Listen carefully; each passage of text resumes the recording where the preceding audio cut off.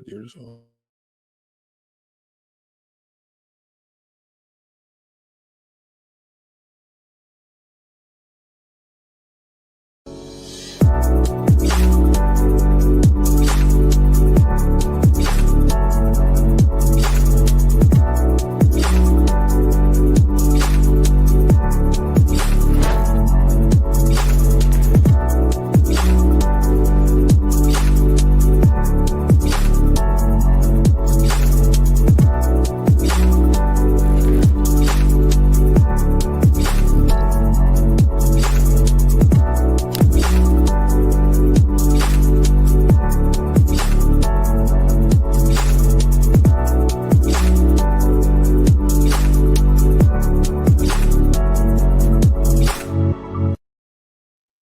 What is going on, everybody? It is Tuesday. Show Me the Money Club, live Tuesdays at 6 p.m. Eastern, 3 p.m. Pacific. Sergio, what's going on? How you doing?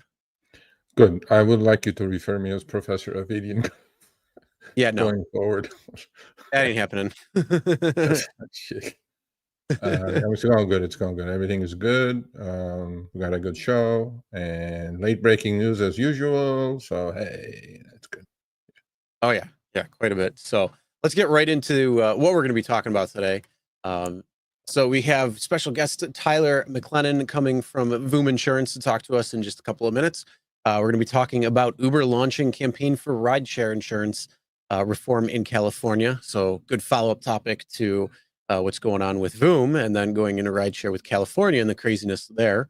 Then we're going to be talking about what just came out, the Gridwise gig report for 25. Drivers work more and earn less. What's going on? A lot of other key takeaways that we're going to discuss. We're also going to be talking about how Uber turned a profit by screwing drivers and riders. Also, time is money, but not for Uber and Lyft drivers. Then we're going to be talking about how Getaround Hyrecar is shutting down U.S. ops. Uber sues DoorDash for anti-competitive practices. And then Uber CEO would like robotaxis on the platform and joining with Tesla. If you can't beat them, join them. And then we're going to go to Facts and Funnies, going to go over your super chats and questions and answers. And then we're going to do our driver's corner with, some tips on what you do to max your tips. So if you want to share what you're doing there, then make sure you join up for that and stay tuned when we put out the link so you can come on and join. And before we get started, we do have a couple of announcements. If you wouldn't mind kindly liking and sharing the show, we would appreciate that. Also, if you'd like to help support the channel, you can become a member. There's different tiers and different benefits for each. And then also, if you like, I can't talk. If you know somebody who speaks Spanish, then RSG en Español is the channel for them. Or if you want to see Sergio and myself and our other content creators talking in Spanish and actually looking like we're speaking, even though you've seen the English version, go check out the channel there. And also, if you want more in-depth content from the Rideshare guy, then make sure you sign up for the free RSG newsletter. And Sergio writes a lot in that. And then, Sergio, I know you do Behind the Wheels, so you want to talk about that? Yes, please. I love that, segment of our channel. Driver stories. If you have something interesting to talk about, it doesn't have to be just bad complaining or earnings and cancellation fees. It's just your story, your individual story, what you're doing to make things better for yourself and for your community. We would love to have you on. I'll send you a Zoom link. We'll hop on, interview, no muzzle, no restrictions. You can say whatever the heck it is that you want because we really don't edit, and we'll put you on, and they are very, very popular. That's one way, right, to rehab yourself, actually. Just get some stuff off your chest and vent off on an individual basis. We do it every Tuesday here by the hundreds, but, chat's too fast. I can't read fast enough. Then I can focus one-on-one on driver needs, because one driver's needs are probably thousands of drivers' needs, right? So to us, it's valuable. So email me, Sergio@therideshareguy.com, and I will, chat with you first, and then we decide to do it, and we'll do it, and you'll be on the channel. All right. So yes, that is Behind the Wheel. I'm sure if you haven't seen it, go check it out, but I'm sure many of you have. And it's a great way to share stories and, how you kind of got into rideshare, what you're doing, some of the things about it, other platforms on the gig atmosphere and the arena as well too, like food delivery and package delivery. Like you just interviewed one driver from Rody XD, Latrell, which is a pretty good one too. So a lot of different reasons on why people are doing it, what they're doing as well. So yeah, definitely give it a look. And if you're interested, email Sergio so we can get your story maybe featured on. But with that being said, let us bring on Tyler MacLennan, and he is of Voom Insurance. Tyler, how you doing today? Doing very well. How are you doing? Pretty good. Can't complain. Minus the cold, but that's okay. Well, Tyler, welcome to the show. As you know, it's called Show Me the Money, so we expect you to show us the money. All kidding aside, so Tyler is from Voom Insurance. If I recall correctly, we had the CEO of Voom, Tomer Kashi, I don't know, about 6-8 months ago, Chris, right? And so I'm sure that a lot of things have changed. And so please introduce yourself and tell us a little bit about Voom Insurance. Sure. Yeah. So my name's Tyler MacLennan. I oversee everything, sales, customer success here at Voom. Been with the company now, about 2.5 years or so. You have my boss, Tomer, on. Maybe about 6 months ago. That's right. And really, my background is in insurance. Been in the insurance world for the past 10 years. Actually was part of the first company to partner with Uber for rideshare insurance, Metro Mile. So I've actually been working with Uber drivers from the insurance side for 10 years. So a lot of experience talking to drivers, and I think understanding what they need and the journey that I think doing rideshare driving has been since about 10 years ago, as I think it became popular and really started to grow. So in addition to that, I think Voom is in a spot right now where we're really trying to grow our product and expand. So I think when Tomer was on, we're probably in about 10 different states. Now we're up to 16 states that we're able to offer an insurance in, and continuing to expand from there. In addition to that, we're offering other insurance products as well. We got our start in the commercial drone space, where we started under the name Skywatch back in 2017. And from there pivoted into light aircraft aviation, into paper mount motorcycle insurance, into rideshare insurance. And the name of the game for us really is to find segments of the market that we find underserved and need a better solution, and then develop a product for that. So our rideshare insurance is our newest, and definitely an area where we feel there's a room to grow and room to expand. Yeah, I do completely understand. But going back to your Metro Mobile days, as we both know, not a day goes by that Uber and Lyft both complain about increased commercial insurance rates. Under the law, obviously, they have to provide different coverages during different periods of a rideshare trip, right? But they are complaining, and we're going to talk about that actually today in a different segment. Why do you think commercial insurance rates have gone up so much? I mean, you're an insurance expert, so we'll start there. And then second thing is, I do communicate with thousands of drivers. You tell us the importance of period one rideshare insurance, which I think probably 90+% of drivers don't have. Mm-hmm. They think Uber or Lyft is covering them, but they don't have any coverage.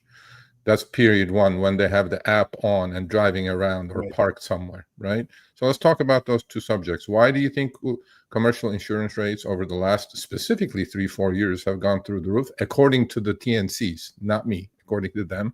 Yeah. And why do you think drivers are not buying period one rideshare insurance? Yeah, well, let me start with the rising cost of insurance. I think there's a number of different factors at play. One of the biggest is the cost of vehicles is increasing. The average vehicle, and maybe over the 3 or 4 years is tough to specifically pinpoint, but certainly over the last 10 years, the average cost of a vehicle, when it comes to repairs is increasing. Things as simple as like a bumper from 10 years ago to today's, quite different. I think almost every vehicle standard has, a rear view camera, backup in there. So those sorts of things, just cost more to repair. I think that's a lot of the factor there. In terms of, why, Uber specifically is raising that, we're ensuring the time that they're not, right. So we're more focused in that space. In terms of, period one driving and why drivers don't have it, I think it comes down to education and understanding, what they need. The amount of people that I speak to every day and have spoken to, for the past 10 years about insurance, they don't understand insurance. I think the average person, kind of learns as little about insurance in their life as they can. There's not many people, myself included, that grow up and, or in high school or whatever, man, I can't wait to become an insurance agent, after I graduate college or after I go to high school. Right. So it's not the, sexiest, sort of thing to think about or talk about. So when it comes to something that frankly is a little complex, period one, period two, period three, you have to invest some time to understand what those things actually mean. Right. And in addition to that, there's just not the most information out there, unless you seek it. It's not something that, you're necessarily going to see. And I also think drivers are incredibly price conscious. Voom is an exception. We try to be an exception when it comes to cost, to really actually not charge drivers more for rideshare insurance. But basically every other carrier is charging more. So the prospect of paying more for your insurance also isn't exciting.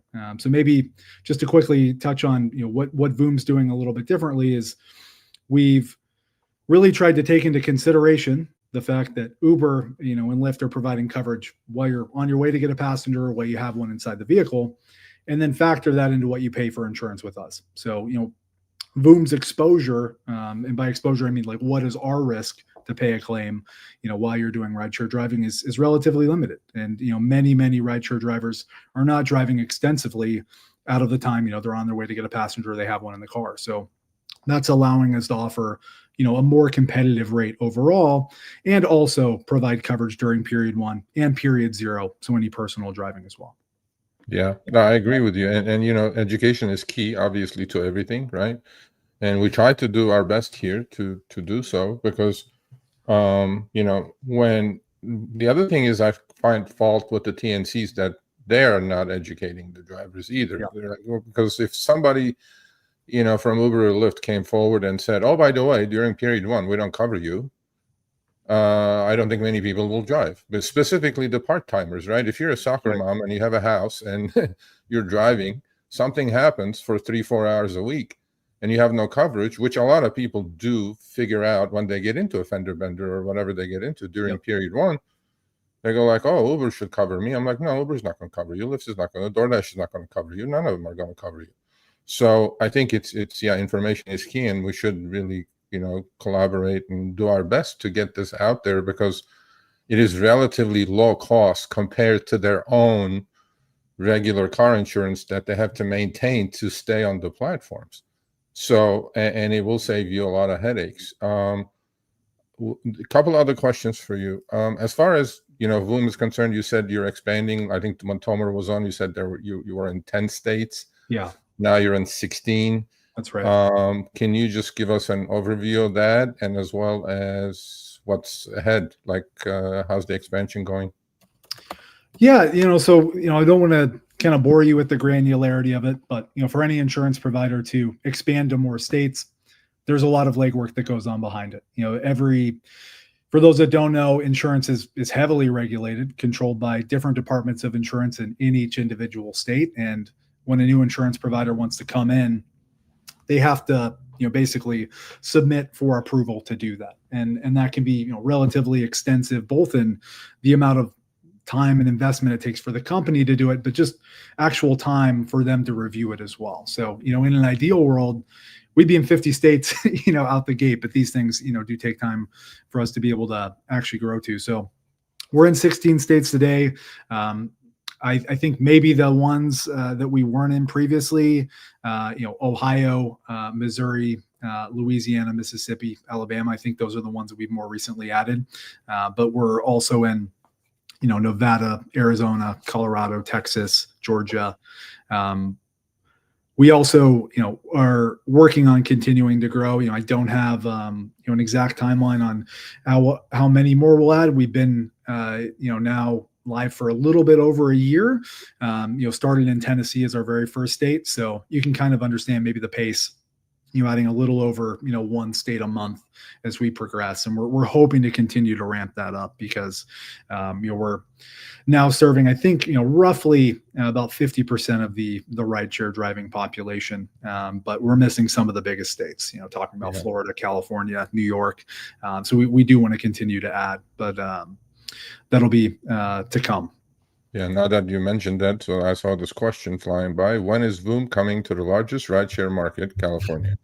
Well, I don't think California may be the largest rideshare market. I'm not sure, but that's where the pain points are for Uber and Lyft. Right. And I know the regulatory bodies, go at a very slow snail pace when it comes to these kind of things.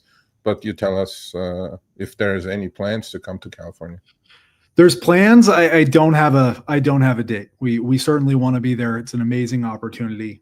California is my home state. Was born and raised in the Bay Area. I'm in Sacramento now, so would love to be able to talk to any Uber drivers that I ride with here, about our insurance. But don't have an exact timeline, but we do plan to come to California.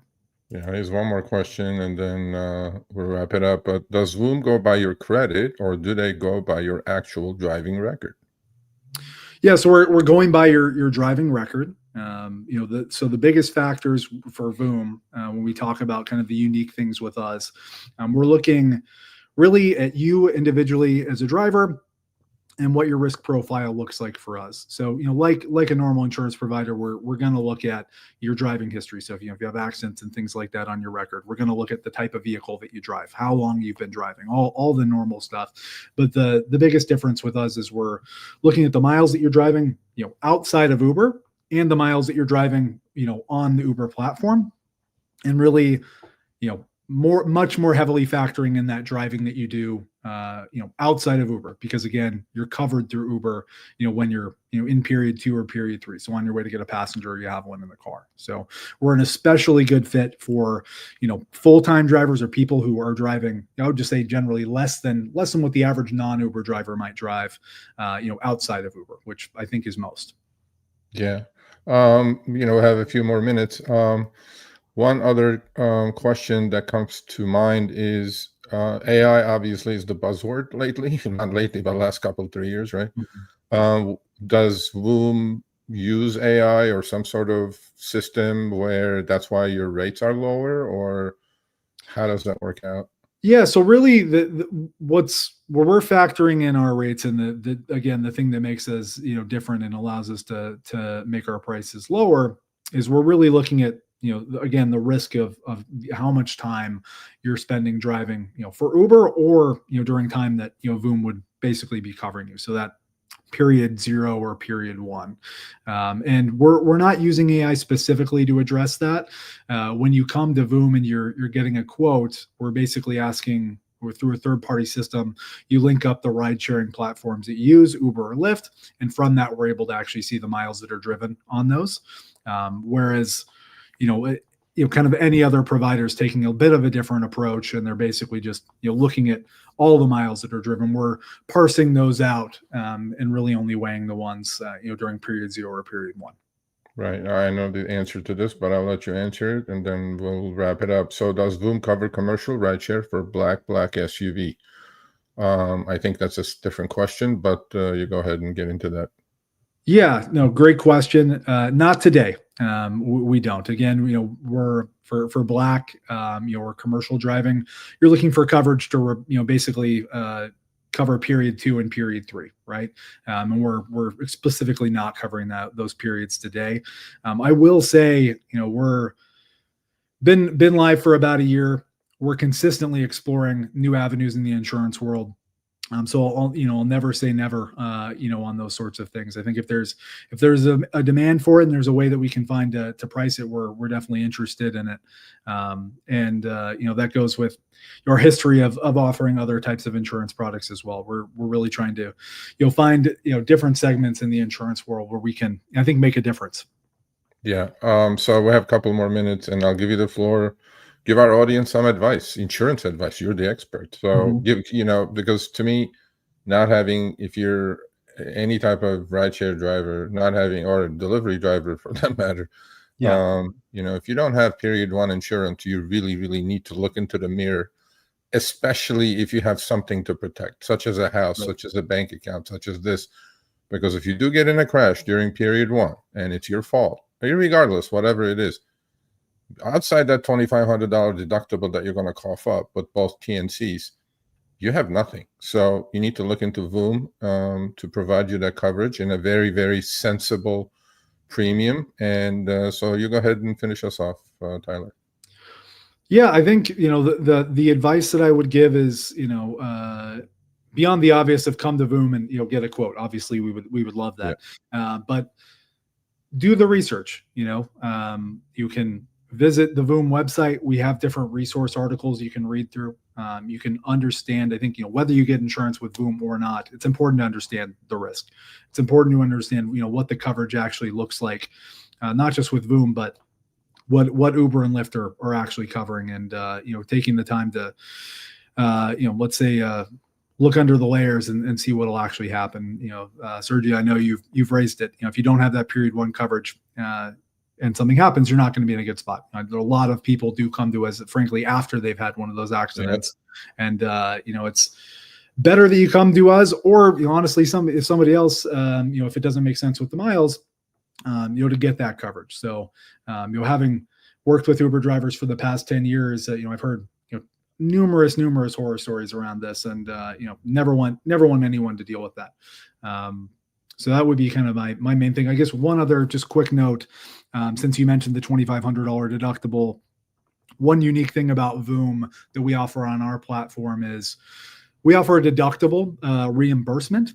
So if you have, an accident during, period 2, period 3, and you have to pay that $2,500 deductible to Uber or Lyft, we offer a coverage to reimburse you for that amount. I think for just about everyone I know nowadays, even $2,500 is a lot of money. So to have a way to cover that difference is important. So something else also that we do, to try and help drivers too. Yeah, absolutely. So Voom's information is in the show notes. Please just, go get a free quote. I mean, it's a must. For me, it's a must. If you're driving 2 hours or 22 hours or 200 hours a week or whatever it is you're doing between two apps, it's a must that you need to have P1 coverage, because especially if you're driving drunk hours, things happen, man. So thank you, Tyler. Much appreciated. And, we'll have you back in another probably hopefully 6 months, or Tomer or whoever is willing to come over. And we'll have another update. And we appreciate you showing up. Yeah, thank you so much for having me on. Really enjoyed it. All right, take care. Thanks, Tyler. All right, so yes, you can check the description if you want to get a quote from Voom. It's going to be the first link in the description, so you can check that out, especially if you're in one of those 16 states. If you're not in one of those 16 states, at least look around for some sort of insurance that will cover that gap, because you don't want to be caught without it, because anything could happen. And that's where times when things like putting in too many passengers, or children without car seats and those types of things, if you get into an accident during the ride on those particular cases, they're going to look at it and say, well, you weren't in line with what you need to do. So they're not going to try paying out. They're going to try putting it all on you. So just pay attention, make sure you always cross your T's and dot your I's when it comes to everything. So you're all covered. You don't need to worry about different things. Yeah. Most insurance companies that you're using for your regular insurance for period 0. Should we go through periods again? No, I'm not going to do it. Period 0 is when you're just going to the supermarket or taking your kid to soccer practice or whatever. Those companies, some of those companies do provide, such as Allstate, maybe Progressive. Some of these companies do offer P1, but I know Voom's rates are a lot lower. And any savings these days, as we're going to discuss about driver earnings, any saving these days is a good thing. Free is very good, but you're not going to get insurance for free. So Yeah. But, well, check it out. Tyler was talking about California and the insurance and wanting to go into California and Florida and New York. The problem with those big three states is it's astronomically horrible when it comes to insurance and some of the things that are associated with insurance. And then, if you're driving down I-4 or the 101, how many times do you see a billboard, injured in an Uber? Call us. Everywhere. Lawyers here. So what Uber is now doing is trying to launch a digital campaign for rideshare reform. Or I'm sorry, not just rideshare, but rideshare insurance reform in California. Yeah, Uber's going to spend $20 million on this package, and they're also lobbying extremely, extremely hard because, as some of you know, I do speak to Uber quite a bit, and that is their number one complaint. And so is Lyft, not just Uber. They're complaining that commercial insurance rates have gone through the roof. They are blaming the ambulance chasers. Okay. And Chris is correct. Every time I drive, every other billboard is Uber and Lyft accident, call us. I'm like, yeah, well, and there's a lot of fraud going on. So in the system as well. So the way it works, in fact, a driver reached out to me not too long ago. And he said, I think I was defrauded. So he had 3 people in the car, right? And he was getting on the freeway, and then these 3 people had ordered a trip. They picked him up, and then he got rear-ended. And now, he thinks it's fraud. So now he's having all kinds of trouble with Progressive, which happens to be Uber's insurance coverage. But yeah, I do. I mean, on this one, I'm with Uber, right? Well, first of all, my personal insurance has gone up 42% last year. So I'm dreading what's going to go up this year. 42%. I mean, that's a lot, Chris, because my earnings have not gone up 42%. That's a fact. In fact, we'll see about that in the next segment or two. So Uber is going. One thing that Uber is trying to do in this package, which I don't like, okay, is this. In Georgia, right, the company lobbied just like they're doing in California, and succeeded in advancing a new law lowering the UIM, uninsured motorists and uninsured UIM limits from 1 million to 100 to 300,000. There is definitely, when Uber is doing something, there is obviously an ulterior motive, and the motive is, if the motive is to lower the coverage, including that $2,500 deductible, that I'm not for. But if they're doing this to lower the supposedly 32% of every Uber fare in Golden State goes to paying for mandatory commercial insurance. Now, that's cost of doing business, Uber. You can't cry over spilled milk on that one. But I think on this one, I'm kind of half-heartedly with Uber that insurance rates in California specifically are absolutely out of control. And so, yeah, hopefully we'll see what they do. I mean, Uber is very powerful. They got the bucks. They got the lobbying power. We'll see what happens. Yeah. I mean, I'm there with them, actually, when it comes to it, because, any savings that they could potentially have should come back to passengers and drivers, at least to a point. And then it's not going to look like they're taking 50 or 60% of the fare and leaving you with dog shit. So hopefully they do. And then, unfortunately, there's a lot of fraud that's going on with insurance, and there's a lot of problems with it. Another reason why you need to have a dash camera, because if anything happens, fraud is a huge thing. And a dash camera can help solve that. I mean, how many times have you seen different, maybe scrolling through Instagram or X or even YouTube, and seeing people that are setting it up for some sort of fraud, and then they realize there's a dash camera, and then it just goes away, but they're still caught on camera, and hopefully they catch them and deal with them in a legal way. But yeah, there's a lot of problem when it comes to insurance, and it's not just rideshare insurance; it's insurance all over the place. That's why what a couple of the companies left California from fire insurance, and guess what? A month later, what happened? Bye-bye Palisades. Same thing with what's going on in Florida, where they're not insuring homes there because of a lot of issues and hurricanes and things like that. So yeah, it's a real problem all over the place. And just put it in perspective, and I'm not saying this for the insurance companies, but a lot of it is to do with fraud, lawsuits, litigious matters, which are causing a majority of these issues. And that is, from what I heard, insurance paid out 106%. So that means what they took in, they paid out 106, or for every $100 they took in, $106 went out. For, I don't know if it was, I think it was 2 years ago, so 23.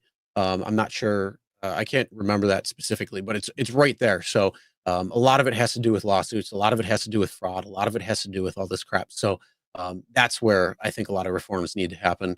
And hopefully it can get it a little bit more in case or in line with the case. Yeah, I mean, one last thing on this is that since Uber and Lyft both passed along all these increases in commercial insurance during P2, P3 specifically to the rider, they're saying that's why the fares have gone up. So when Uber says 32%, which is a massive number of every fare in California goes towards commercial insurance. That's on average, people. What they're saying is that, you know, because it's going to hurt the demand on their end, and they only care about demand. They don't care about anything else. And when they pass it along to the rider, you know, at some point the rider is going to go, wait a minute, this like 10-mile trip costing me $40 and 30% of that is commercial insurance, but the rider doesn't know that. You know, they're trying to cut the costs. And does that mean if they do succeed, are they going to pass along the savings to the driver? I doubt it. But nice. They may just try to create more demand. So yeah. Well, let's keep an eye on that when it comes to the insurance and all of that stuff, because unfortunately that is a big expense for a lot of people, and especially a large deductible. Hopefully it won't go any higher. Like hopefully it won't be like 3,000 or 3,500 or anything like that. So let's hope, fingers crossed, but yeah, we'll keep you updated on those types of things. But with that being said, let's move on. Gridwise just came out with their annual gig report for 25 earlier today, and it had some great key takeaways from it. So we're going to be talking about that now. And yeah, pretty interesting to see. So Gridwise launched its annual gig mobility report, revealing key insights into gig mobility from 24 and trends shaping into 25. So some of the key findings are drivers are working more, earning less. Oh, gotta love that. So Uber and Lyft drivers saw hour earnings decline, with Uber drivers making 4% less per hour, 23.33, and Lyft drivers down 6%, 23.23 per hour. Another takeaway was that rideshare prices are rising, but consumers are pushing back. So median rideshare prices increased 7.2% in 24. See, they're trying to burn the candle at both ends that you always say, Sergio. They're trying to screw the driver, and then they're trying to screw the passenger. So right there, it says black and white. Your drivers are making 4 and 6% less, and median rideshare prices increased 7.2%. So the median fare is $15.99, and however, 72.3% of surveyed riders said they're going to reduce or stop, again, signaling a potential demand slowdown. So they're getting to the top end that they could potentially do, because if you got 3/4 of an entire population saying they're not going to use the service, or they're going to slow down the amount that they're going to use it, you're starting to hit that upper threshold right now. So they're not looking good there. Delivery drivers' hourly earnings decline across major platforms. So food and grocery delivery drivers also experienced a decline in hourly earnings amongst most major platforms. Uber Eats drivers saw a 5% drop in hourly pay to $14.96 an hour. DoorDash drivers' hourly earnings fell by 3% to $12.23. And Grubhub and GoPuff also recorded declines, but favor the exception, with hourly earnings increasing by 10% to $11.97. Which is still 30% less than Uber. So it's not like that increase is something to talk about. FYI, people, this is all gross. Okay, this is before expenses. Yep. So tipping dominates food and grocery delivery earnings. So food and grocery delivery drivers rely heavily on tips, if we didn't know that already, with 53.4% of food delivery earnings and 45% of grocery delivery earnings coming from tips. In contrast, rideshare drivers earn only 10.4% of their income from tips, highlighting a stark difference in compensation structure across platforms.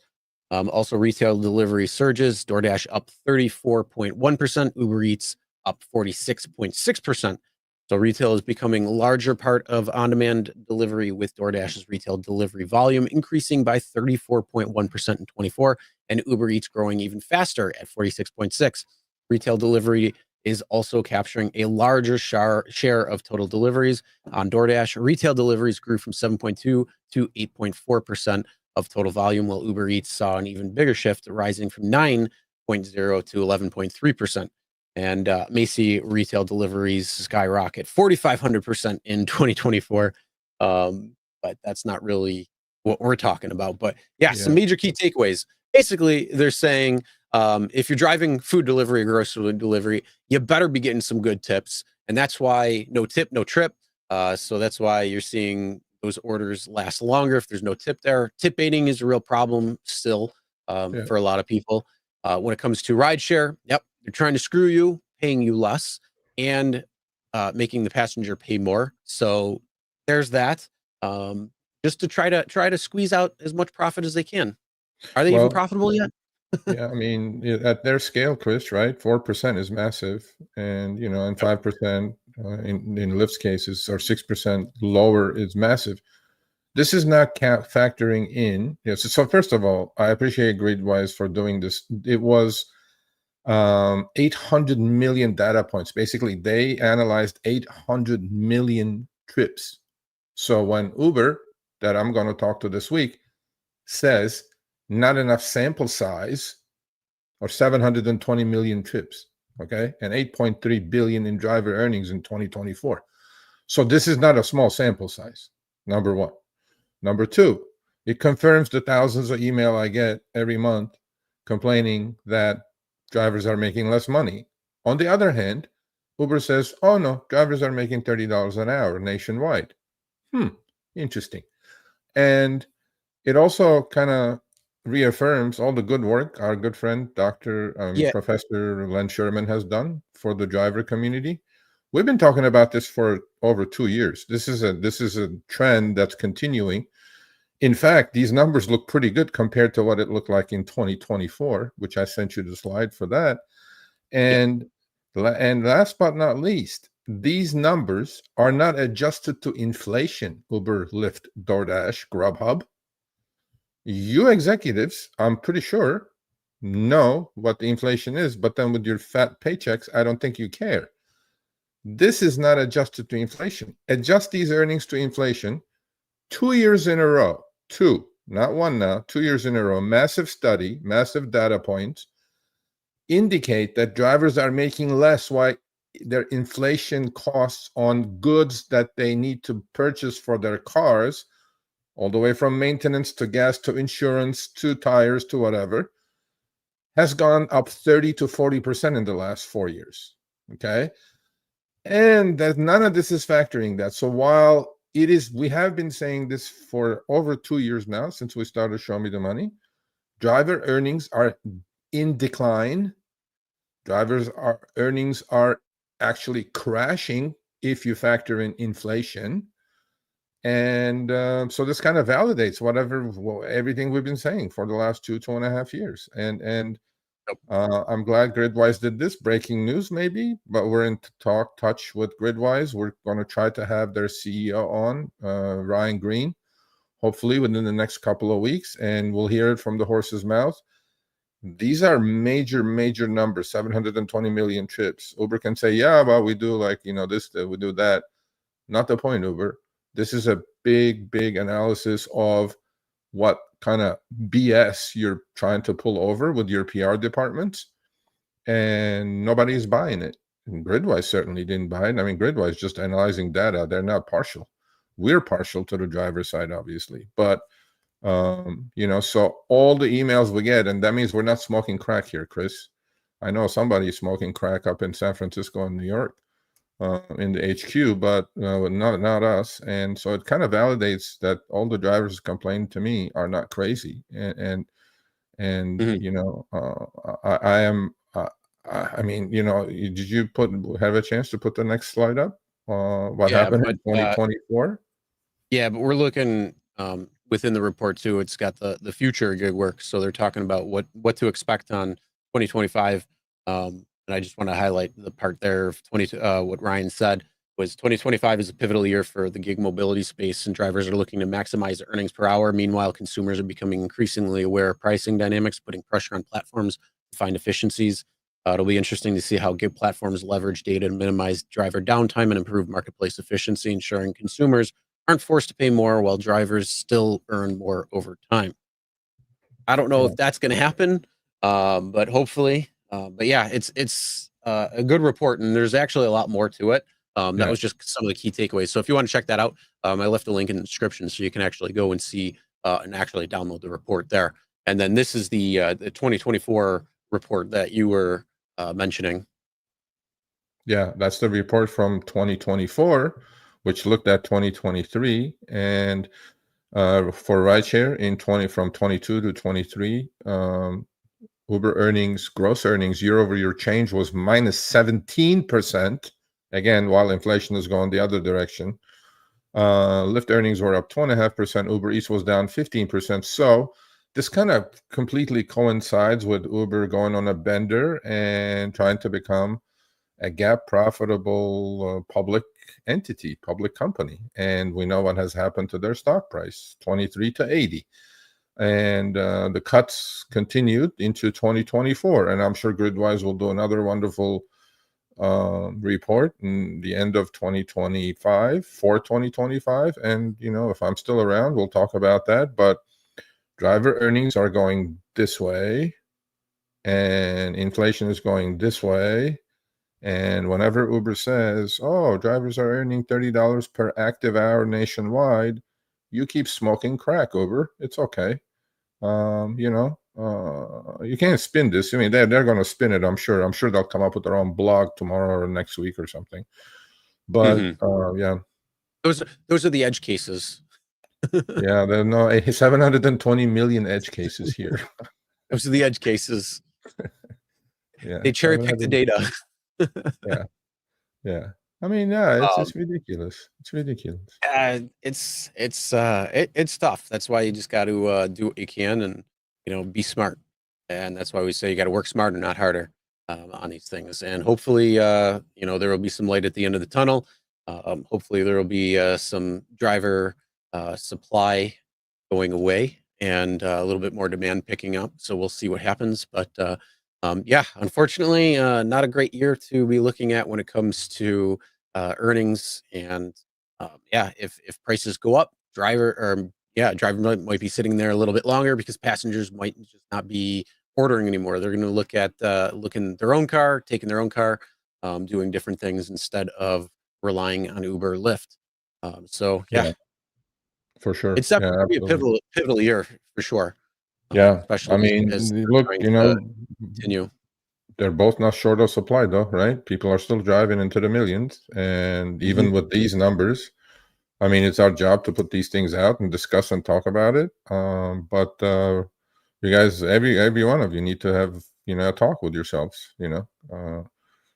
That's the direction. Earnings have not been trending in your favor. We'll see. All right, let's move on and talk about how Uber turned the profit by screwing drivers and riders. So I tweeted this yesterday. I'm on Twitter. Please go, I think my Twitter handle is in the show notes. Follow me if you want.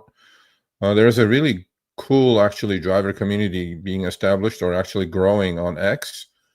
Really, really good community there. Veterans and newbies alike. So I was sent these 2 trips, and I tweeted this out, and actually it was a thread that I put up. It was like a 5-6-parter on X. Please go check it out. It's gotten really, really good traction so far. And the anatomy of how Uber went actually GAAP profitable, not hocus pocus profitable, on the back of drivers in the last 2 years. Well, the anatomy is screw both sides of the marketplace. And, without going into too much detail, this is a perfect example of how Uber accomplished this. All right, so just these two trips, same driver. And so on one trip, upfront was $15.40, and that included an $11 surge. So previously, before UFD or before upfront fares, what do we have? We had a rate card. We knew exactly, it was like a meter, taxi meter, basically. With upfront fares, we have no clue how this works. But just on these two trips, if you guys focus on the surge, which used to be in addition to the base fare before upfront fares, now surge is a replacement for base fare. Before upfront fares, this trip without surge would have probably come in about that $15 range, Chris, as a base fare trip. And surge would have been plus 11. It would have been $26. Now what the algos do for a 38-minute, 24.4 mile trip, the algo lowered the base fare on this to $4.40.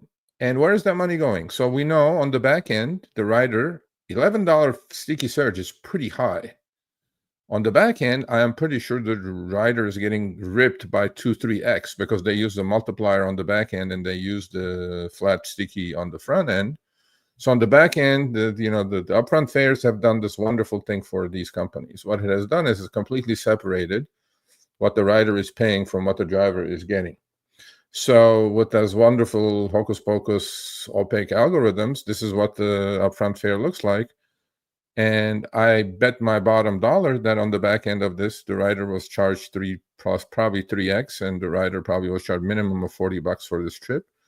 And Uber's algo said, oh yeah, we're just going to include the surge of 11, and you have to work for 38 minutes and 24.4 miles for $4.40, Chris. And on the other one, it's pretty similar. $9.75 is included, so $14.66 up front, 37 minutes, 22.7 mile trip, and that comes to $4.92. So that's what the algo does now. The algo goes, yeah, there's surge. We're just going to lower the base fare. We're going to include the surge in there. On the back end, we're going to rip the rider a new one, and that's how we're going to be profitable. So people, if you're just really questioning how Uber became profitable and their stock went from 23 to 80 in about a 2-year period, which coincided, by the way, 23 was the low stock price, possibly the 2 weeks into Uber introducing upfront fares, and that was the low. Now, if you can beat them, join them. Maybe you should have bought Uber stock, knowing where this is going. But this is how Uber has become profitable. They burn the candle on both ends. They screw the rider and they screw the driver. Yep. Oh yeah, we've talked about that quite a bit with talking about the surge issue and things, but it's always good to kind of rehash that, show a little bit more, especially when you have that type of surge that's supposed to be attached to a particular ride, and it doesn't look like there's anything involved there. But with that being said, let's move on and talk a little bit more about the way they're kind of screwing drivers, because time is money, but not for all Uber and Lyft. And Matt, I know you're watching, so using these screenshots again. Matt's active on Twitter. He's a good friend of the channel. He does some content for us. Amazing driver in Boston. He's quite active on Twitter himself, and I think this is very worthy. And Matt puts it in such a clear way that answers all the questions, basically. So here's another way to steal money from drivers. Drive to pickup. Wait 2-3 minutes. That's a new one, Chris. That first 2 minutes is on the house now. We talked about that a couple of weeks ago. There's a black circle around the timer and there's a green circle around the timer. So just like when we go to pick up, 7 minutes, right? So this is on the regular pickup, but on stops now, Uber is not paying for the first 2 minutes either, while on P3, which I think is pretty illegal. I really do. So, I mean, you have a passenger in the car, we're at a stop. Why am I not getting paid for the first 2 minutes at that stop? I have no idea. But anyway, so drive to pick up, wait 2-3 minutes. Cost Uber and Lyft 0. Cost to rider 0. Well, on that one, it may cost actually the rider. We don't know because Uber probably is charging them. But cost to driver, 2 minutes. All right, so our cost is 2 minutes. 2 minutes of our life. Keep waiting. No sign of rider. Cancel after 4 more minutes. Driver gets paid 0. 6 minutes of my life. Time is money, I guess, does not apply to rideshare drivers, which we know it doesn't. 4 minutes stolen. Get paid only if you wait 7 minutes. Ludicrous ridiculousness. And this is the thing, Matt's communicating with the rider, and he has a great point here. So he put up the reasons for cancellation, right? None of them include what's beneficial to the driver. And the only one, it says, so these are the cancellation reasons. He's about to cancel. Can't find a rider, and he circled that because when you click that, you ain't getting a cancellation fee. Nowhere to stop. Rider items don't fit. Too many riders. Unaccompanied minor. No car seat. Rider has an animal. Rider behavior. Blah, blah, blah. And then on the next one, it's excellent. He just does these tweets and he probably runs it through Canva. So I'm just going to read what he put up on this tweet. It says, waiting time is only paid if you keep waiting, show up, wait to unpaid minutes, and 3 paid minutes. You don't get 1 cent. Uber steals drivers' time. So our time is worthless to rideshare companies. And the excuse is can't find a rider. Okay. Notice the verbiage. Can't find rider. It signals that the driver is at fault and can't find them. Like it's our job to hunt down the rider. This used to say rider did not show up. Exactly. And they've taken that off the cancellation excuse reason, right? And last but not least, he did his 6-minute duty. He canceled $0 for 6 minutes of his time. I mean, shit, man. Yeah, our time is, something that we can never get back. Time is more valuable than anything in life. False. Driver drove 6 minutes to pick up and then waited 4 more minutes. Duration of trip, 10 minutes. Pay 0. What do you say to this, Chris? 10 minutes for nothing? Is that cool? Does that work for you? Gotta love it. Yeah. That's the Uber way, boy. Yeah, boy. That way they can make $5 and they don't have to pay it out.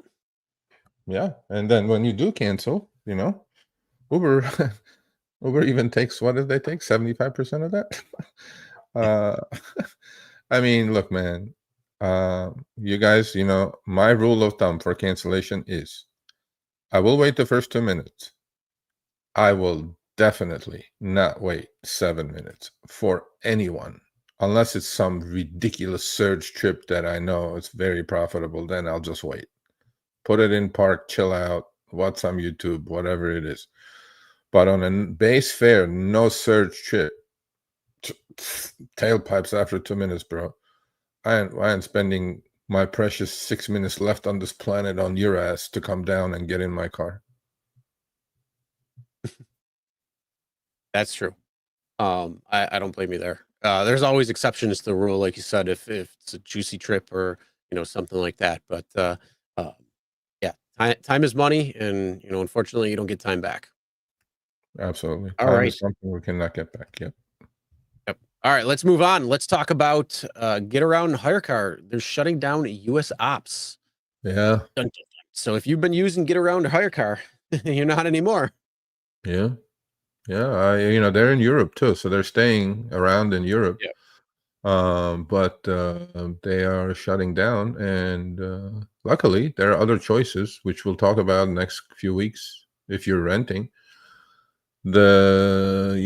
To us, according to Getaround, they're saying despite significant improvement in overall profitability, by the way, Getaround, either Hyrecar or Getaround went public actually last year.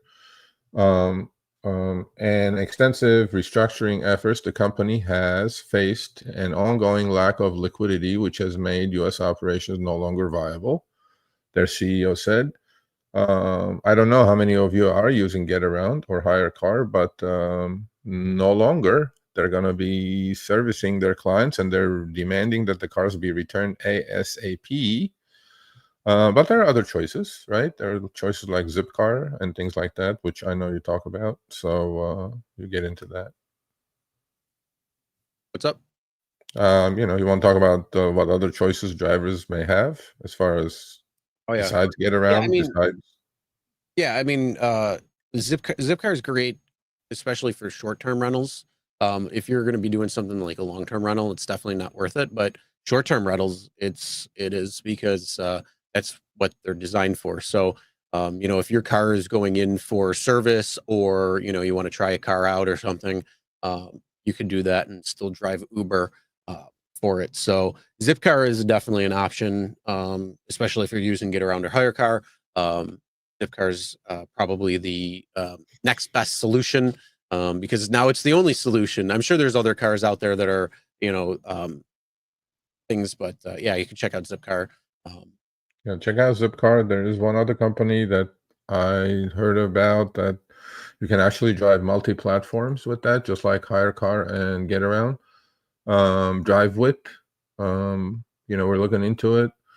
There are some drivers in our community, especially in Florida region, that are using it. They can use the cars. They're mostly Teslas too, and include insurance, and cheaper than a Hertz, and you can use it for multiple platforms. So we're looking into that for you guys. I know one of our Vinny, I think in Florida, is using one currently and is very happy with the service. And they're not in California yet, but I think when these companies fall aside, you need to figure it out, especially if you're renting it, because doing it through Avis or doing it through Hertz, you're just stuck with one app. You don't want that. Yep. Yeah. And you wouldn't want to do that anyway, with the fees and all that. If you could own your own car, it's definitely going to be a lot better. But like I say, if you have a problem where you got to go take your car in, maybe you're going to be without your car for a couple of days because of maintenance, whatever it might be. That is a great way to actually continue driving even with no car. So definitely check that out. But other than that, I would not suggest renting. All right. Yeah. If you can, yeah. If you don't have to. Yep. With that being said, let's move on. Let's talk about how Uber is suing DoorDash for anti-competitive practices. I laughed at that so hard. That's called the pot calling the kettle black. Yeah, I saw this on Friday when it was released, and I'm like, you got to be kidding me, right? Yeah. Talk about the pot calling the kettle black. What? Because Uber goes, "Hey, DoorDash, unfair." What? I mean, honestly, like if you look at it from a restaurant side of things, some of the things that DoorDash does could be considered predatory and anti-competitive, meaning you have to sign exclusivity with DoorDash. You have to pay certain fees and stuff like that, and that's why you see prices on DoorDash and Uber Eats much higher than if you actually went and go pick up the food yourself. Which is what I'm a strong advocate for, is go get the food yourself, talk to the people who are there, support the restaurant that's making your food, and save a few dollars instead of having it delivered. Because the problem with DoorDash was they would make you sign these practices, then you'd have to pay like an advertising fee on the platform, and you'd have to pay these other fees. And for a restaurant, they already have thin margins to begin with. So the only thing they could potentially do was raise prices. And there was a little problem in there that said, oh, you have to keep prices the same. So, there were ways around that. And I think they kind of had to shy away from being able to do that. But that was just to cover the costs associated with using services like DoorDash. So I'll give them that. But other than that, No. Yeah, go look at what it says here. Yeah, Uber alleges in the lawsuit filed in Superior Court of California that its chief rival bullied. The biggest bully is calling DoorDash bullying, accusing DoorDash of bullying restaurants into only working with DoorDash. Yeah, I'm sure Uber never does that. Yeah.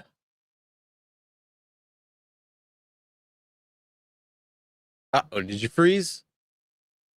Uh-oh, Sergio froze, but yeah, and then, but the two companies also compete. So this is where I think where the lawsuit, is based upon. So you can order through the app of the restaurant, and what it does is that then the restaurant uses a third-party app like Uber and DoorDash to get the food to you, right? But you didn't order it on the app. So when you order on the app, most restaurants these days tag along, because Uber charges and DoorDash charge between 15 and 30% commission to the restaurant. So what do the restaurants do? Instead of selling a burger for $10, they sell it for 13. They put it on the Uber, or Uber Eats or DoorDash app for that amount, so just to cover that cost.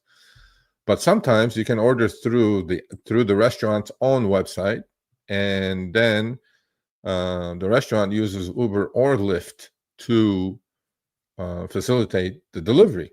So Uber claims in its suit, DoorDash handles first-party deliveries for more than 90% of the largest enterprise restaurants in America, and it alleges DoorDash used anti-competitive practices to win the market. Hey Uber, how about your Uber, we have this little problem with Androids that that you're forcing override, and now I'm hearing that you're and then your support agents, after we said call support and then take it off, now your support agents shining off everybody that's calling, and they have a script for it. They're declining to do to take the override off. That sounds pretty anti-competitive to me. Doesn't that look? Isn't that anti-competitive? Yeah. Well, you know what though? This whole thing sounds a little fishy because last I heard, Uber accepted DoorDash's terms of service, so they have to actually go to arbitration. Good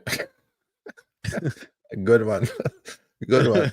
Yeah. And so to me, Uber calling DoorDash, that's like the pot calling the kettle black, bro. I laughed. All I know is I hope this goes to court, because I hope discovery shows it won't. The types of I know, but I want it to, because I hope that it shows the types of fees that are associated with it, and then how it's passed along to the customer, because it's absolutely ridiculous. And that's why I don't use Uber Eats or DoorDash in any way. The only time I might is if somebody's going to pay for it for me. That's it. I use it when I'm researching, when we were researching the illegal immigrant stories and stuff, I was using it quite a bit. And 7 out of 10 times, the person that brought the food was somebody else other than the one in the app. Although I hear things are getting better in the delivery world, that a lot of illegals are not using the apps as much as they used to before. Well, and people are getting decent orders now, supposedly. Secret. Time for a secret. You know what ICE is doing, right?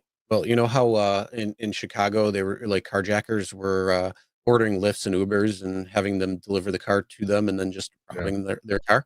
Well, ICE decided to do this, so they started ordering food, and they just had the illegals come to them. Brilliant. Brilliant. Yeah, I mean, so yeah, this one, just like any other lawsuit that Uber or DoorDash has been involved in, zero over the last 12 years of Uber's existence, which they've been sued hundreds of times, has gone to court. Hundreds of times. The reason for that is Uber does not want the discovery period to show their dirty laundry.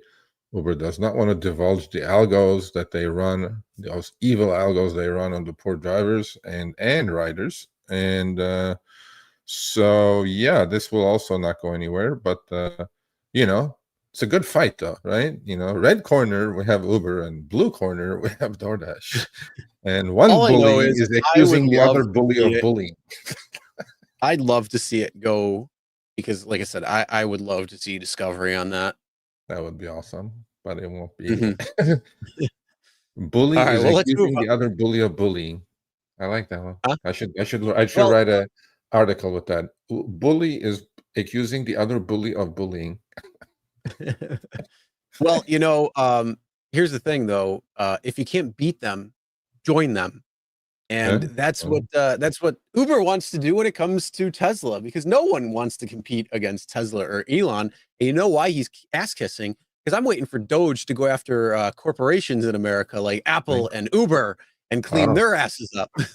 yeah. Uber wants to partner with Tesla. Now he's kissing up to Elon. Now that Elon is running the US of A. uh, Doge is um, this. you know, that was like, I know I sent you one more, but that was a hilarious topic, by the way. But then we'll go through this real quick. So Uber wants Tesla. So we know what's happening with robotaxis, okay? Robotaxis, may get fast-tracked, especially maybe in Texas or something. But now Uber goes, I would really, really like to speak to somebody at Uber about this. Uber, your gross, okay, your margins, your take rate has never been higher, according to the last earnings report. 30.7% global take rates, Chris, which has gone up from single digits about 4 years ago. 9% it was. So, and how did that happen? We explained how that happened by screwing both sides of the marketplace, so we don't have to go into that. However, Uber is enjoying this. I charge as much as I can, I pay as little as I can at the moment. Okay. When you have a robotaxi on your app, yes, you are going to give ready-made customers to Elon. I get that. But I don't think Elon needs those customers. I think he can create the same app. But your margins, Uber, are not going to be anywhere near, because Tesla Robotaxi will probably throw you like $1 or $2 off for them for you to send Tesla some rideshare customers. Okay, and so your margins are going to shrink. They are enjoying an all-time high at the moment, because now you just charge as much as you want and pay as little as you want. So Uber CEO wants to partner with Tesla Robotaxis because no one wants to compete against Tesla or Elon. That's an oxymoron. So you're not competing. You want to partner, but then you're saying that nobody wants to compete. Well, why don't you compete with Tesla, Uber? Let's see how that goes. And Uber CEO Dara Khosrowshahi said in a new interview that he doesn't want to take on Elon Musk and Tesla in the autonomous vehicle race. You don't have the vehicles, Uber. You just don't. And Uber CEO Dara and Uber already has partnerships with self-driving car companies Waymo and Cruise. Well, this goes to show how, I'm not going to call any names, Cruise sharing Shibu. This was February 14th. And Melissa Malamut as an editor. Get your shits together over there. Cruise does not exist anymore. But let's say, let's give you a break on that as a journalist. Talk about fact checking. And Khosrowshahi led Uber to his first operating profit. Okay, so I think though they're in the key takeaways. They're just talking about how they've already formed partnerships with both Waymo and Cruise, whether Cruise is still around or not. Let's give them the benefit of the doubt there. Okay, we'll do that. But I don't think Tesla needs Uber. However, what Tesla needs fast track about the robotaxi while Trump is around. That's one. Number two, even with Trump around and Elon living in the White House, there's regulations in this country, but then we'll see how that goes. But I honestly, with Waymo too, okay, now they have an exclusive deal with Waymo in Atlanta, right? Uber does. Okay, you put the Waymo cars on the app. Okay, cool. What is your profit margin, Uber? Right now, your profit margin is as high as it's ever been because you're able to, screw both sides of the marketplace. Then Waymo is going to throw you a couple of bucks or $1 or $2 or for a trip, because Waymo has their costs. Waymo owns the cars. Uber doesn't own shit as usual. So I'm not sure about this. All this hype about, autonomous, because look, Dara, by the way, is the ultimate optimist. during the pandemic, it was saying, "Yeah, pandemic is great for Uber." Yeah, I inflation have is great for never Uber. heard Dara say anything negative ever. Dude, Oh, that's great. Oh, autonomous vehicles. Oh, they're great. They're wonderful. Dara's the ultimate car salesman. If he didn't have I'm Uber, he would telling be you, the he's as slimiest smooth as car silk. salesman there is. He's as smooth as silk. I'm telling you, he's smooth. And every interview he does, oh, that's wonderful. Autonomous vehicle. We welcome the change. We love autonomous vehicles. See, What about here's the drivers? thing. Oh, drivers are going to be around for the next 10 years.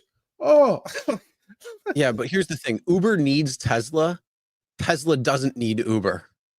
well, Tesla That's needs the Uber's problem. network. Tesla needs Huh? Uber's 162 million customers. So Yeah, but it's probably not that hard to, create that marketplace comparatively. yeah. Because they could come in and probably undercut pretty well, being that they're going to produce these cars that are going to be a lot cheaper than the Waymo is, being a Jaguar and all this stuff. So yeah, honestly, just because they couldn't actually build and succeed in building a autonomous vehicle, they have to rely on partnerships. And one of the things I could see is, maybe those partnerships are needed right now in terms of like Waymo, so they can actually get the get the maps and get onto the platform itself. But if they can transition over to their own map and their own platform, why would they need to continue that partnership with Uber? Uber is they're just trying to claw on at this point when it comes to I know, but EVs. I don't think autonomous vehicles are positive for Uber, period. But we know in this business, acquisition of the rider is the most expensive part of this marketplace. Okay. And so for Uber, for Tesla and for Waymo, acquisition of the rider, you have 162 million people who are on a platform already. And, acquisition of the rider costs are going to collapse for Waymo because those cars are expensive. Even if the costs go down a little bit more, it's still going to be in the 60, 80,000 range, although they've switched to Hyundai now from Jaguar. We'll see, but still, with all the bells and whistles, that car is not going to be anything less than $60,000, $70,000 doing $5 trips. But my point is, for Waymo, it's a good thing because acquisition of the rider is going to the cost is going to be cut tremendously. But anyway, so Dara said, and I sent you one more screenshot. I don't know if you had time to put it on there. And he said, right here, see what I mean? This came out on the 14th as well. See what I mean? Always positive. Uber CEO hopes to attract Tesla as a self-driving partner using his charm. What do you think about that? He's charming, I guess. I mean, I've met the man, I told you, he is the ultimate car salesman. If he wasn't in the position, you're killing our chances of getting him on. Uber, oh please! Hey man, that died long ago. We have a new. So yeah, I know where the died glitch. Long ago. I know where the glitch was. There was a glitch somewhere in there, but maybe we can jump that glitch on Thursday. So it goes, after failing to develop its own self-driving technology, Uber is hoping to work with Tesla, adding its upcoming Robotaxis to Uber rideshare fleet. No one wants to compete with Uber. I get that. But he goes, ultimately, we're hoping that my charm and the economic argument get Tesla to work with us. The economic argument for Uber is your margins are going to go down. See, nobody asked these questions. Dara, Mr. Khosrowshahi, please, I'm just not going to pound you. Just show up. Let's talk about this. Let's talk about your margins. Right now, your margins are yay high up here with these Waymos and Tesla Robotaxis. They're not going to be that high. Why can't you just come on? We talk about these things civilly. If not this channel, go to my finance channel. Anytime, anywhere, sir. So, about the charm, I don't know. I don't think Elon is going to, buy the charm. So I don't know. But I think it's kind of funny that he's trying to gravel now at this point. So pretty interesting. All right, well, let's move on. Let's talk about let's get into our facts and funnies. So this is a pretty cool story right here. Very cool. Driving Uber to getting a spot on the Yankees roster. You bet. That's big, bro. You know, That's big. the thing is though, you're going to see a lot more stories like this because a lot of people are starting to drive for Uber because the freedom, the flexibility, the time Yeah. that you can go on and off the app when you want. So even though it might not be congruent to what's going on in your area in terms of the amount of time that you have to be on, it all comes down to what people need. So what does a certain person need? Maybe they need a little bit extra money. Maybe they don't want to work at 7-Eleven or something, where Yeah. they're able to, go on to Uber, go on and off when they want, so then they can go practice, so Yeah. they can go do what they need to do, so they can, chase that dream that they have. So it's cool to see that, but I think you're going to see a lot more stories like this.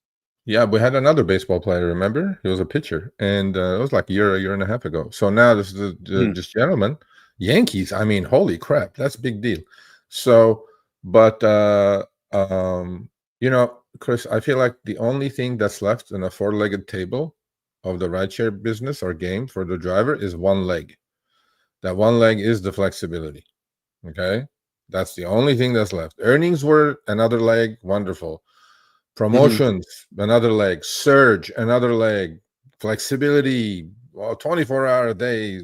Bleeding red, turn the app on, make $50, go home. Now there's one leg left, and that leg is the flexibility leg. But so in an interview, Mr. JC Escara said, I don't know how people make money driving for Uber. Even he figured it out. Sir, you're going to the Yankees. Don't worry about that part. We'll take care of that. I didn't make a dime. And with the traffic and gas prices, I think I lost money, as Kara says. See, he figured that shit out. He goes, okay, continue driving Uber or go sign with the AAA of Yankees with the hope of going to the major leagues? Yeah, I'll go to the Yankees. Yeah. I love that move. You have chosen wisely. Yes, sir. You have very much so. And plus, you're 29. You're not a young. But then I think that's top of the career age group, right? In baseball, like 28 to 35, 40, something like that. So Sure. yeah, this is awesome. This is great. I love these kind of stories. That's what Uber gives people, man. We pound Uber quite a bit, but that's what Uber gives you. You have a bill to pay. You can drive a couple hours, make $50, pay your cell phone bill. You're short on rent. You drive, 10 hours, make $150, $200, and then, cover your rent.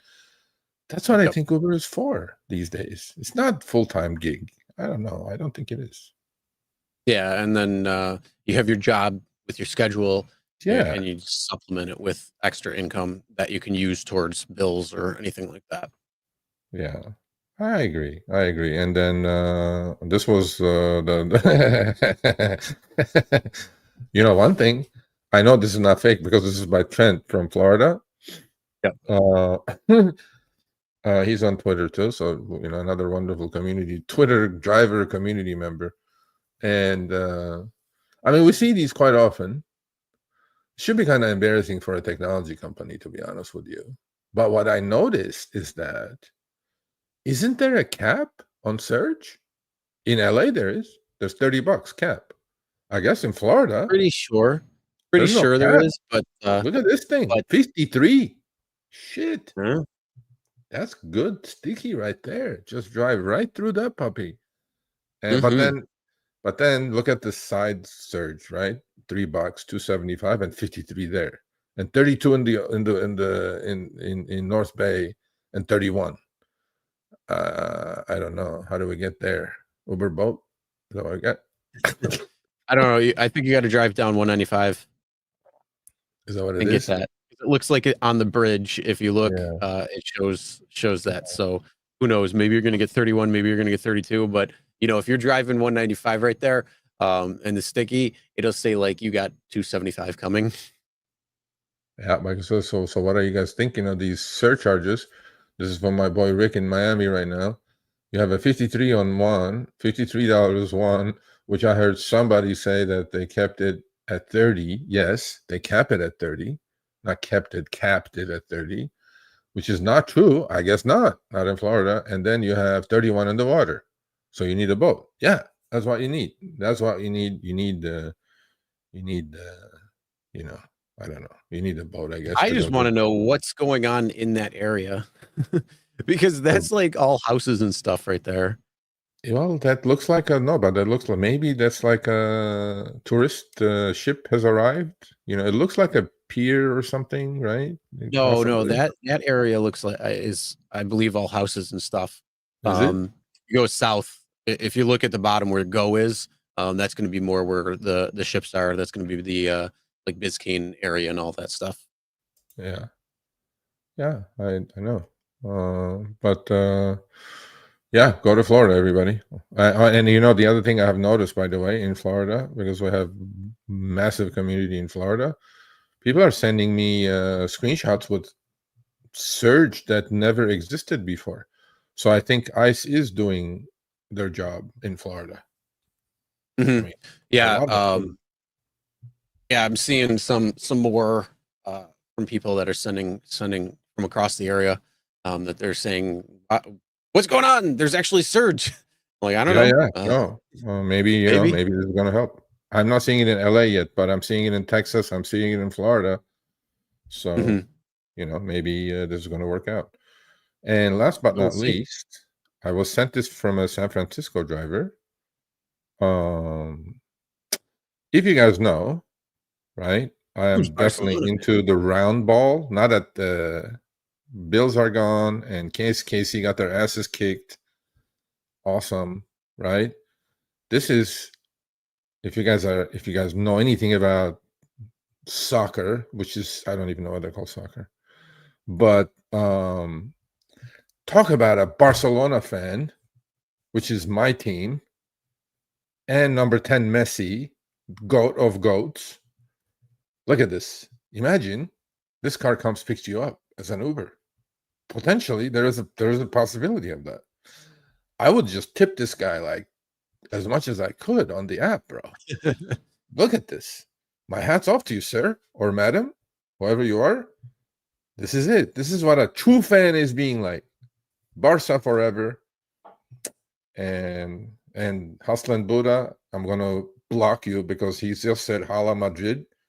We do not allow Madrid people in this chat. Barca forever. Hey, if I had to And, deal with KC fans in this chat, you got to deal with Madrid fans too.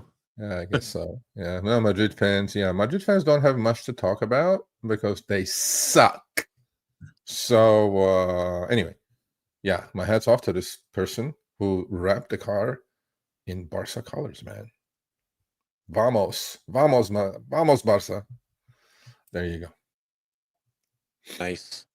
All right. Well, we're going to be shifting to doing our shout outs and Superchats QAs. And also, we are going to send the link out for you right now for those who would like to come on Driver's Corner. We're looking for 2 or 3 drivers to come on, share their tips on getting more tips. I saw a couple of people talking in the chat already. So, yeah, if you want to come on and share your tips for tips, Because again, what make did sure you. the Gridwise report said 10%. Remember? Just this Yep. one that just came out today only said 10%. So if you're up there, we would like to know how you're getting 20, 30, 40%. You know what I'm saying? Yeah, what are you doing? Yeah. Yep. All right. With that being said, link is there. Make sure you check it out. If you're on YouTube, I will pin it so you can get that. And then, yeah, come on. We're looking for 2, 3 drivers max. And yeah, what you're doing to get more tips in your car. What we're looking for is what is your tip percentage? So if you got 10%, get out of here. If you got 40%, get on here and then share what you're doing. And just a couple of different tips and things that you're talking about. So first off, let's go through some of the comments and the super chats. Will, 10 months member. Hey everyone, how you doing? Hope everything's well. Appreciate that. Thank you. And we got another Golden Thought, $10. Appreciate that. I'm glad you guys are finally talking about this. Noticed last year they are lowering the base pay when there is surge. Have to travel 3 hours just to make good money. We've been talking about it for a while. We've been showing screenshots back and forth when it comes to the adjustment in base pay. We've talked about it quite a few times. So it's definitely something that we want to make sure is being paid attention to, and we're able to figure that out and all that good stuff. So Yeah. there's Thank you another for one. the Ride super chat. drivers are not victims. We're strong, united, and galvanized to fight back against discrimination. Big. Okay. All right. Sounds good. Good. I'd like to see more united between drivers, because there's always people in the chat or in the comments. Why are you doing? Anybody who's driving Uber and Lyft, I don't know why you'd still be doing that. Blah blah blah. All that crap. So Mhm. not sure, Why but don't you come on? Yeah. Keith, how do I get more tips? Black sport jacket, gentleman cologne. Learn how to detail a car by going to Pan the Organizer. DIY detail, yes. Nick and Ivan are very good. I also watch Pan. I have actually, I have quite a bit of stuff from DIY detail. Great channel. Keith is Shout out here. to All them. right, we got our 3. He's All gonna right, talk so we got our about 3 Hyrecar. drivers. We'll get to you in a couple of minutes. Thank you. Stay on the line. But yeah, definitely good channels. So if you want to know how to detail your car and make it clean, go check out Pan, the Organizer, and DIY Detail. Good guys there. Uber's dropped their pay rate in my area to 50 cents and even 40 cents a mile. The offer the other day was to drive 3 miles, pick up the person, and drive 21.6 miles, drop them off for $11.68. Woo! Decline, Wow. sir. Decline. Decline garbage. You bet. All right, RP says vast majority of rides I accept now are for the minimum, which I believe is $3.96 in Connecticut. This is the only way I average $1 a mile, and the most I do in 10 minutes. No 50-cent mile trips for me. Hey, if that works for you, that works. Good. $1 a mile is all like in the head, and everybody's stuck on this $1 a mile. If your costs are 60 cents, $1 a mile is shit. But anyway, so we'll see. Ivan Driver says no more driving these people around for free, because the company decides instead of taking 25% of the fare, they want not 75. That's not happening. It's not worth it, and we're here to pick up tips. I agree, but yeah, they definitely need to slow their roll on how much they're taking. And then 1189 Paris. Uber blames the high cost they charge for CI, commercial insurance, for each ride to New York State, which is half right. I still think Uber gouges the driver, as Sergio said, and there is no real insurance with Uber. Well, there is in period 3. Not for you, for the rider. Yeah. Okay. That says deductible was 1,000 and 1,500, not 25 yet. Insurance is way more. Usually higher insurance premium equals lower deductible. Exactly. I remember the good old days that it was only $1,000 deductible. Yeah, and coming from Steph, the spreadsheet lady, I believe it. So there you go. Problem is with Uber. Mike says problem is with Uber and Lyft aren't going to do a goddamn thing about earnings, but keep decreasing them. You know, they honestly, if they could pay you 0, they probably would try. Yes, because somebody will probably accept that. I'd love to see that, actually. Somebody, they just pop up, take this for $0, 0 cents, and see if that ride request would go around. Yeah. I'll just put that up. Yeah, they're doing it in LA and in San Diego. If you're in LA and San Diego, I think it's 48 cents or 46 cents per P3 mile in San Diego, and $1 per P3 mile in LA. So, yeah. All right. So what's worse than accepting a ping and the rider cancels? I don't get paid.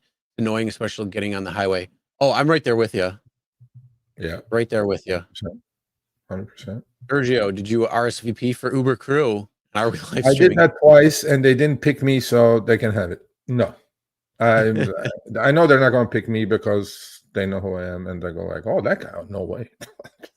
All right. Go Gigit says Elon, aka Tesla, is not about a World Economic Forum partner like Uber is. So nope, Neil.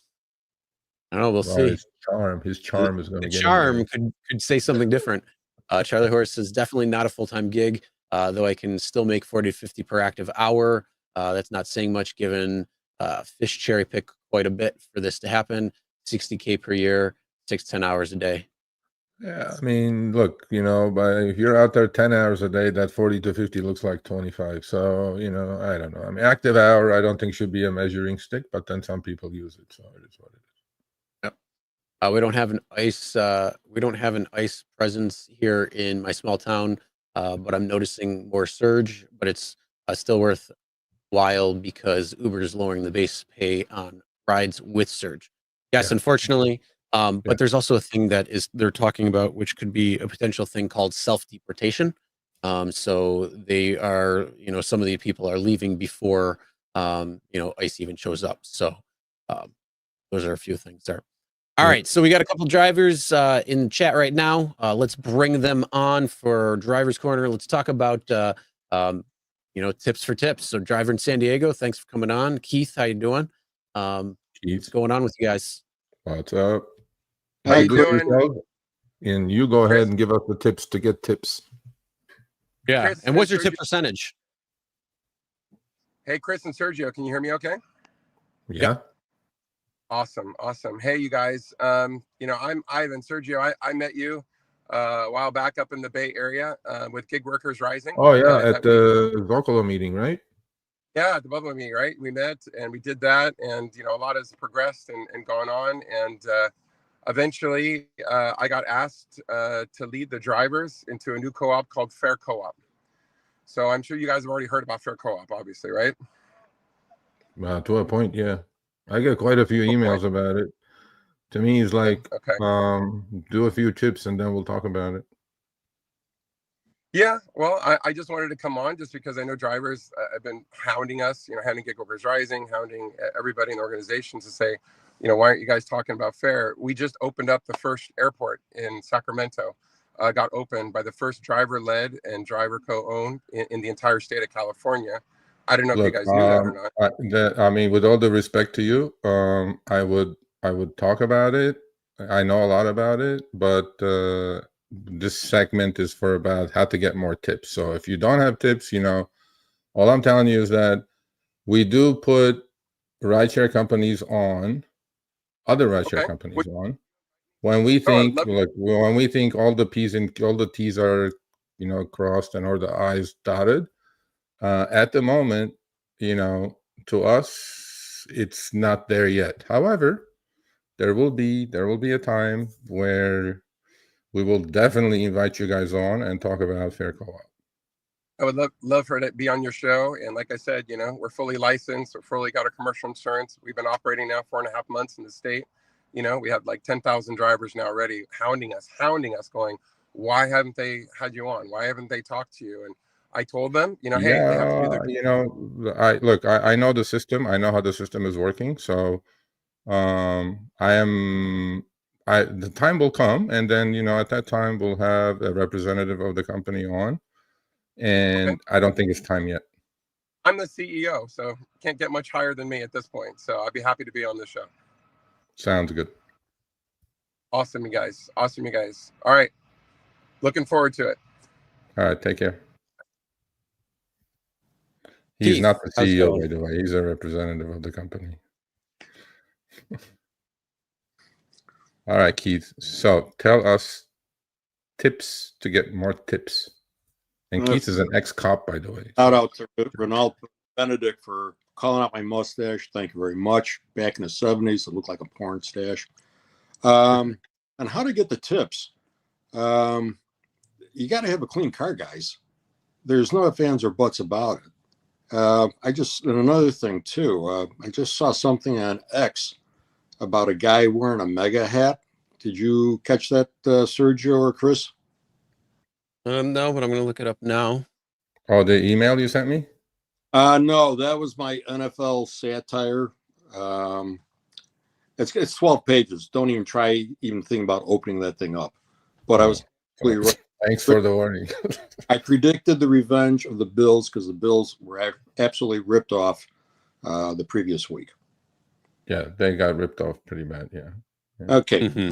Getting back to the tips, I own an auto detailing business, and I gave you guys the names of the two guys that are probably the best instructors for auto detailing. Oh, yeah. Okay, so yeah, Pan and DIY. Yeah, I mean, those guys are fantastic.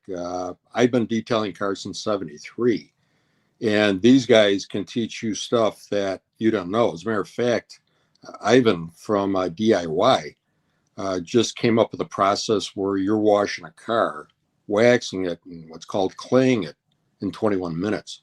And my car, which has 299,000 miles, looks brand new. It's mistaken for being brand new by passengers. As far as the interior, they'll talk to you about how to detail your car. They'll demonstrate products that they use. My car smells brand new, and it doesn't guarantee I'm going to get good tips every week. It's still hit or miss, and I at this point, I'm suspecting that Uber is stealing the tips.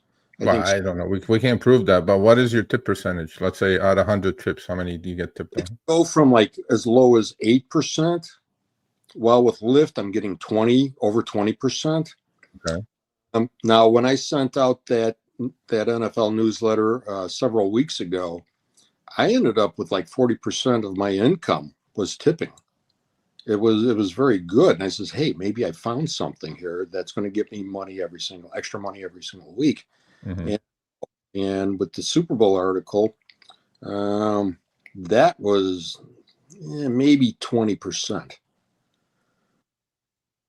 Yeah. Okay. Cool.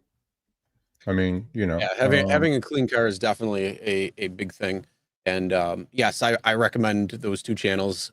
Ivan, probably more than Pan, because Pan does a lot of more reviews, maybe his earlier stuff. But Ivan and Nick from DIY Detail, they do a lot of in the weeds, how to do certain things with the car, making it look better, using their Plasti Restore, the clay mitt, how to do so much with a car, and really make it look well, not only just on the outside but also on the inside. So strong recommendation there if you guys aren't looking at keeping your cars clean. Definitely recommended to do that. Well, the Subaru Outback that I've got, when you talk about maintaining it, those Subarus, they're like a good woman. You take care of them, they'll take care of you. All right. Well, Keith, thank you for coming on. We appreciate it. Be safe. Be safe out. Yeah, we just limit like 2, 3, 4 minutes max. So, guys, I'll see you next week. Bye-bye. All right, take care. Thanks, Keith. I appreciate it. All right, then we got Abraham on. Came on. Abraham, how you doing? How are you, Abraham? Hi, how are you?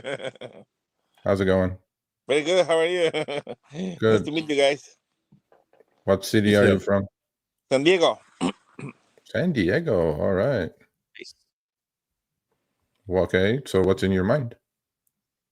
I just entered, but I think I like the new company. Well, we have to do something. Whatever it helps, I think it's gonna be good. The what? The new company that is promoting in San Diego. Which company is that? It's with the Rideshare United. It's where Rideshares United? Uh-huh. Oh, okay. Well, I don't know. You mean Nicole's outfit, the Rideshare Drivers United? Is that the one you're talking about, or is that a different company, or? No, it's let me see.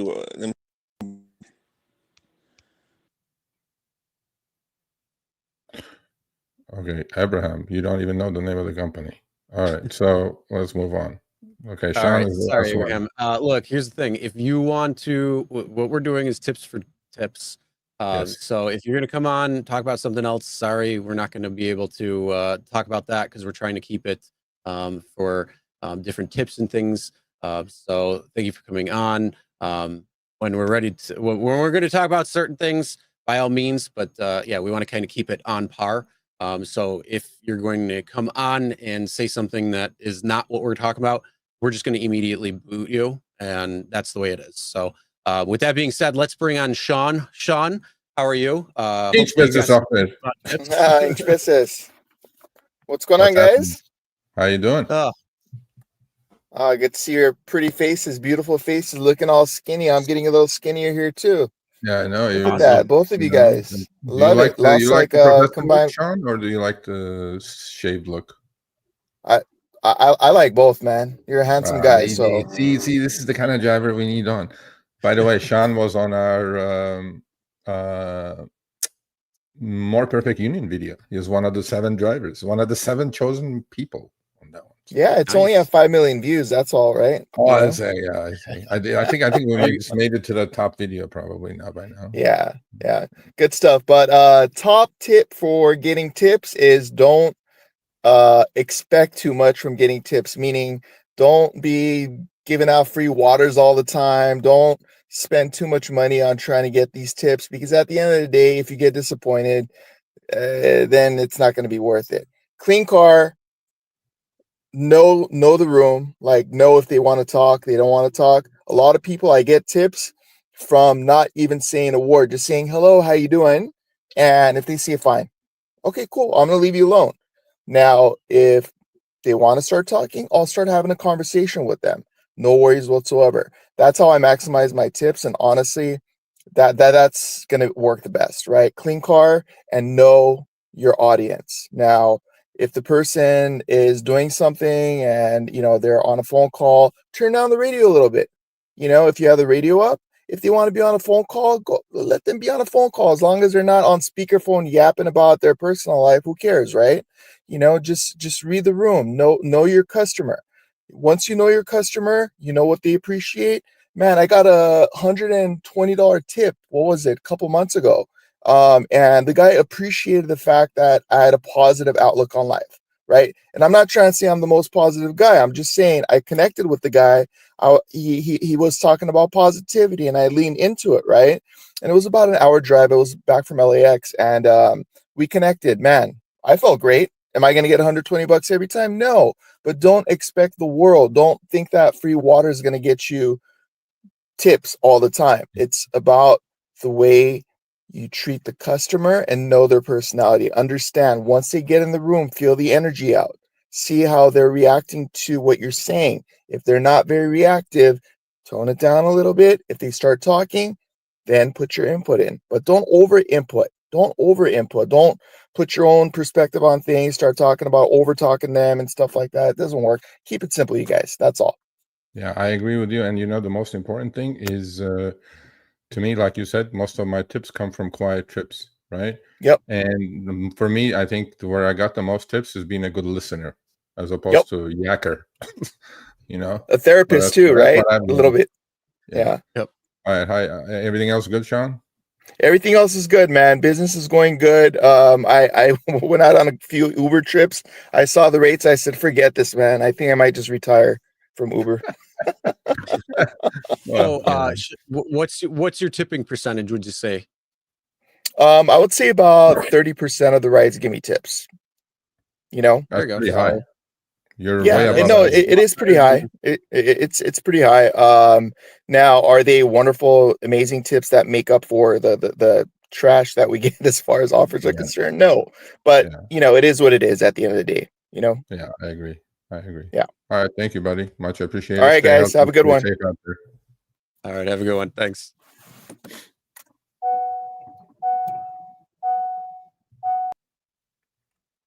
All right. So there you go. Those are a couple of solid tips right there. Sergio, what would you add to that?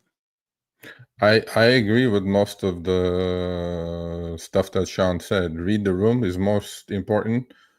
Where when people are a little tipsy and feeling good, you're playing the music they like, I think your chances of getting tipped at late hours is a lot higher than if somebody was rushing to work. So if you're doing morning rush hour, most airport trips I get tipped on, right? Because people have the time to do so, and you're getting them to the airport on time in a professional manner. So those are good. I think the percentage on airport trips is higher, pick up or drop off. And to me, like Sean said, man, you got to read the room. You got to listen more importantly than talk. Oh, yeah, Mr. Top Tipper. Should we give him a chance or no? Should we? Yeah, sure. I guess we'll give him a. Okay. All right. Jeff, you have 3 minutes. Go. 3 minutes. Yeah, 3 minutes. you I'm looking at kidding? the clock. 3 minutes. All right, 3 minutes. I haven't been on all year. Well, the year's still young. I mean, it's half I over know. if you watch me on X, but What are they talking about? We did it behind the wheel 6 months ago. 1 minute gone. Go ahead. That's right. Well, that's true. Well, what I would say is that first of all, my tip percentage is 43 to 45% the last 3 years. The last 6 years, the lowest I had was 38%. Give the very best ride that you possibly can. I look forward to picking people up. I give them something they've never seen before. My car now has, I have in my car represented 100 different passengers between money from 61 countries and other things. I love what I do. I tell them I'm enthusiastic. Sean was right. Positive. I have a lot of fun. And, you have to understand that some people aren't going to tip. So you practice. No problem. I still give the best ride I possibly can. But people are going to tip. You have to expect that they're going to get tips. Okay, can we mention that you're in a tourist market? I am, but keep in mind, Myrtle Beach is a tourist market for 6 months. So now I've been able to I regularly get tips from normal people going to work, going to get their car, going to a friend's. And it's because the car, they've never seen anything quite like it. They have fun in the car. I tell them something that they've never heard before, teach them something new about the area, the state of South Carolina, whatever I can come up with. And Sean is right. You have to know who you're talking to, and you want to try to have a connection. All right. I talk sports, and I don't know if I hope Chris can't see this, but I do have a Giants shirt on. But I talk to Bills fans. I have 2 pictures of Bills fans. Well, one is a former Bills player, which I told you about, Chris. But you meet people where they are, and if they're just going to work, you talk to them about work.